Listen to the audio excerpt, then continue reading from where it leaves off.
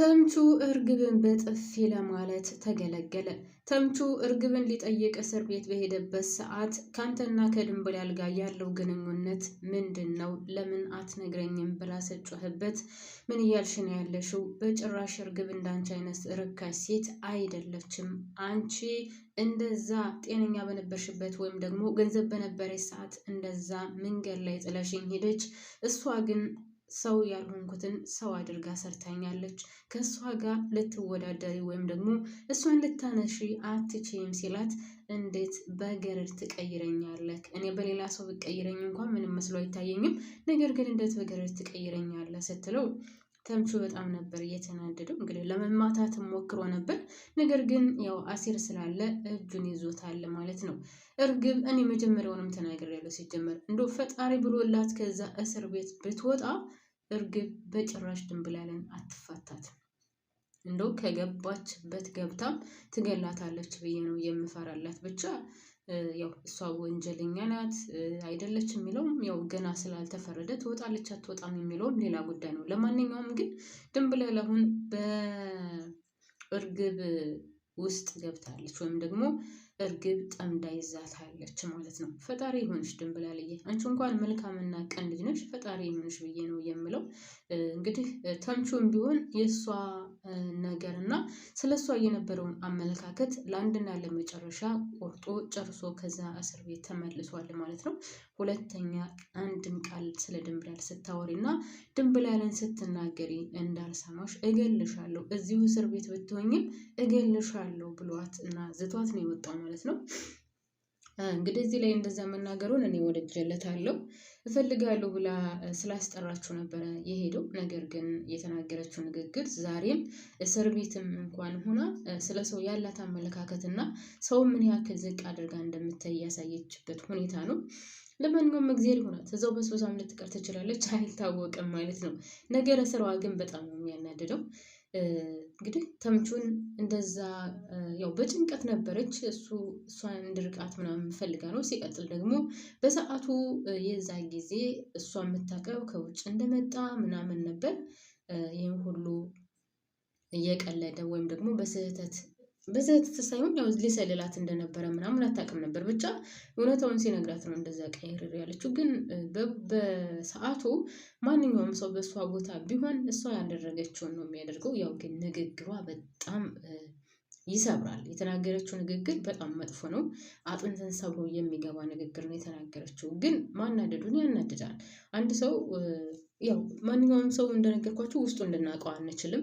ግን ሲቀርበንና አብሮን ሲሆን ትክክለኛ መስሎ ይታየናል። እንግዲህ እርግብ አምነዋለች በሰዓቱ። ባታፈቅረውም ግን አብረው ቀጥላለች። አብረው ይገናኛሉ፣ ምግብ ይበላሉ፣ ይጫወታሉ፣ ይዝናናሉ፣ ይመለሳሉ። ነገር ግን እሱ ሊሰልላትና ከውጭ ሀገር እንዳልመጣ አታውቅም ነበር። እውነታውን ስታውቅ ተበሳጨች። አለቀ። መፈጠር የነበረበት ተፈጠረ፣ አለቀ። ነገር ግን መጨረሻ ላይ ያው የተናገረችው ንግግር በጣም በተለይ ለወንድ ልጅ አስባችሁታል፣ በጣም የሚሸክክ ንግግር ነበር የተናገረችው። ያም ሆነ ይህ አሁንም ቢሆን ያለችበት ሁኔታ ከባድ ሆኖ እያለ እንግዲህ ድንብላልን ዝቅ አድርጋ እየተናገረችበት ሁኔታ በጣም የሚከብድ ነው። በነገራችን ላይ እንደው በየትኛውም ቦታ ቢሆን የቤት ሰራተኛ ሲባል ለምንድን ነው ሰው በጣም ዝቅ አድርጎ ነው የሚያዩ? በኢየሱስ ሁሉም እኮ ሰርቶ ነው የሚኖረው። ብቻ ያው ምንድነው ስሙ የከፍታና ዝቅታ ሁኔታ እንጂ ማንኛውም ሰው ድርጅት ውስጥም የሚሰራ ሰው ቀን ሙሉ ሰርቶ ነው ብር የሚያገኘው። ሰው ቤትም ያው ቢያቅሙን ሰርቶ ነው ብር የሚያገኘው። እና የሚያስጠላውና ዝቅ የሚያደርገው መስረቅና መዋሸት እንጂ ሌላው ዝቅ የሚያደርግ አይመስለኝም። ብቻ በየትኛውም ዓለም ቢሆን የቤት ሰራተኛ ሲባል ሁሉም ዝቅ አድርጎ ነው የሚያየው። ያሳዝናል። ለማንኛውም እንግዲህ የድንብላል የእርግብ አመለካከት እንደዛ ሆኗል ማለት ነው። ታገኘዋለች ለነገሩ ካሁን በኋላ ሲጀመር ተምቹ ዞር ብሎ የሚያያት አይመስለኝም። እንኳን አይደለምና ሊጠይቃት እንኳን አይደለምና እንደውም ደስ የሚለው ነገር እዚህ ላይ እስከዛሬ ድረስ ለእሷ ጥሩ አመለካከት ነበረው። እንደውም ካያችሁ ተምቹ ከእርግብና ከድንብላል ማንን ነው የምትወደው ሲለው ሁለቱንም እወዳለሁ ነው እያለ የነበረው። እና እንደውም አሲር ሙድ የያዘበት ነበር። አንተማ ሁለት አለ፣ አንዷን ቤት እምቢ ብትለው ወደ አንዷ ትሄዳለህ፣ እኔ ያለሁ እንጂ ምናምን እያለ ነበር። እና አሁን ግን የቆረጠለት ይመስለኛል በዚህ ንግግሩ። በተለይ ደግሞ ድንብላልን እች ገረድ እያለች ከአንድም ሁለት ጊዜ አንስታታለች እና ይሄ ነገር ደግሞ ለአንድና ለመጨረሻ ጊዜ ስለሷ ያለውን አመለካከት ወይም እንደው ትንሽ እየጠብታም ቢሆን የነበረውን ፍቅር የቆረጠለት ወይም የሚቆርጥለት ይመስለኛል። ብቻ እንግዲህ ነገሩ እንደዛ ሆኗል። ድንብላልን ብትሆን እንግዲህ ተጨንቃለች። ደስ የሚለው ነገር ሰላምዬ እንኳን ታዩ በቃ ትረሻዋለች ምናምን ነው ብላት የነበረው። ነገር ግን ሀና በጣም ምርጥ ናት። በነገራችን ላይ ለሰው ትመክራለች ምናምን እና ለፍቅር ስትይ ሁሉንም ነገር ትተሽ ፍቅርሽን ማሳደድ አለብሽ። ለፍቅር ስትይ ብዙ ዋጋ ትከፍያለሽ እና ፍቅርሽን አሳልፈሽ አትስጪ ብላለች። ለሷ ምክሯ ጥሩ ነው። ግን ሀናስ በሰው ላይ እያደረገች ያለችውን ነገርስ እንዴት አየችው? አሁን ድንብላልን ፍቅርሽን በጭራሽ አሳልፈሽ እንዳትሰጪ፣ በፍቅርና በሌላ ነገር በጭራሽ መካከል መግባት የለበትም። ፍቅር ፍቅር ነው። ስለዚህ ፍቅርሽን ለሌላ ሰው አሳልፈሽ ልትሰጪ አይገባም። እንደምንም ብለሽ የራስሽ ነው ማድረግ ያለብሽ ብላለች። እሷስ ኤልያስን የራሷ የምታደርገው አሴርን የራሷ የምታደርገው ወይስ ደግሞ ዝራን? እሷ አሁን ሰው ትመክራለች ለራሷ መሆን ያቃታት የእናቷ ቤት የሆነ ዝባዝንኪ ነገር። እውነት ሀናውን ሰው ስመክር እኔ በፊት አሁን ትንላት ነበር። አሁን እንኳን እሷ ብትመክረም ባትመክረም ምንም መስላ አትታየኝም። ምክንያቱም በእሷ ምክንያት አሁንማ ቅዱስ ራሱ አራተኛ ሆኖ ሳይገባ አይቀርም። በዛ ላይ ኤልያስ ሲደውልላት ወይኔ ትደውልልኛለህ ብዬ እኮ አላሰብኩትም ነበር። ስለደወልክ ደስ አለኝ፣ ስላገኘሁ ደስ አለኝ። እንዳንተ አይነት ሰው የለም እኮ ምናምን። እሺ አሴርም ሲደውልላት ወይኔ ስለደወልክልኝ በጣም ደስ አለኝ። አሁን ስለማትፈልገኝ እና አሁን ደግሞ ደውለህ ስለጠራኸኝ እፈልግሻለሁ ስላልከኝ በጣም ደስ አለኝ። አሴር ራሱ በጣም ነው የገረመው። ቆይ የኔ መደወል የኔ ያክል አስፈላጊ ነው ማለት ነው? ትፈልጊዋለሽ ማለት ነው? በጉጉት ትጠብቂያለሽ ማለት ነው ያለት እና ሀና እየሄደች ያለችበት መንገድ ለራሷ ያላወቀች ለሰው ፍቅርሽን ስለሰው አሳልፈሽ መስጠት የለበሽም። ፍቅር እኮ ነው። ፍቅርን በምንም ነገር ልታወዳድረው አትችይም ምናምን እያለች ተጎረራለች ማለት ነው። ለማንኛውም ያው ድንብላልን ለመምከር ሞክራለች ማለት ነው። ሌላው ደግሞ ውድ ቤተሰቦች እንግዲህ ወይዘሮ ሜላት ለአቶ ኖላዊ ቤት ሰጥተዋለች ማለት ነው። ግን እኔ ሳስበው ማለት ነው ያ ቤት መሬቱ ምናምን ተቀየረና ግድግዳው ቀለም ተገባ እንጂ ሳስበው ያው ነው የሚመስለኝ። እና ካጠገቡ የነበረው ቁምሳጥን ምናምን ተነሳ እንጂ ሳስበው ያው ነው የሚመስለኝ። ምክንያቱም ነው። ለማንኛውም አልጋ ለምን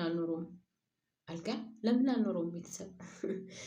አረ ወይኔ እንደው ይጫወቱብናል ቤተሰብ። እንግዲህ አቶ ኖላዊም ቤት ቀየረ፣ ወይዘሮ ሜላትም ቤት ቀየረች። ከአሁን በኋላ ያለውስ ምን አይነት ድራማ ነው የምናየው?